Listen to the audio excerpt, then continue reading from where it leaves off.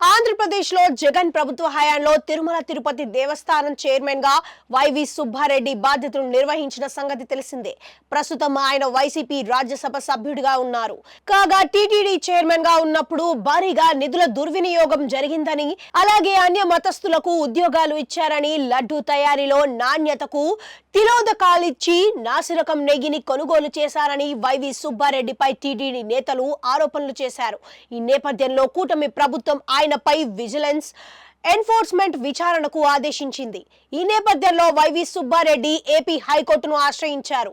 AP ప్రభుత్వం తనపై వేసిన విచారణను నిలిపివేస్తూ ఉత్తర్వులు ఇవ్వాలని కోర్టును అభ్యర్థించారు. టీటీడీ చైర్మన్ గా ఉన్నప్పుడు తాను తీసుకున్న నిర్ణయాలపై వివరణ ఇవ్వాలని విజిలెన్స్ ఎన్ఫోర్స్మెంట్ ఎన్పీ కోరారని కోర్టుకు నివేదించారు. టీటీడీ స్వతంత్ర ప్రతిపత్తి గల సంస్థ అని, దానిపై విచారణ చేసే అధికారం విజిలెన్స్ కు లేదని వైవి సుబ్బారెడ్డి తన పిటిషన్ లో పేర్కొన్నారు.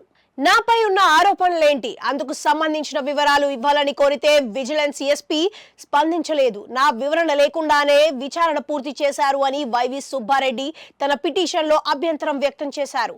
టీటీడీకి సొంత విజిలెన్స్ విభాగం ఉందని వైవి సుబ్బారెడ్డి తన పిటిషన్ లో వెల్లడించారు.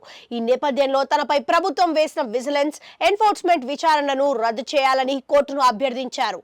తన పిటిషన్ లో ప్రభుత్వ ప్రధాన కార్యదర్శి, సాధారణ పరిపాలన శాఖ ముఖ్య కార్యదర్శి, TTD EO, vigilance enforcement director, ఎస్పీలను ప్రతివాదులుగా చేర్చారు. వైవి సుబ్బారెడ్డి పిటిషన్ పై హైకోర్టు సెప్టెంబర్ 23న విచారణ జరిపనుంది.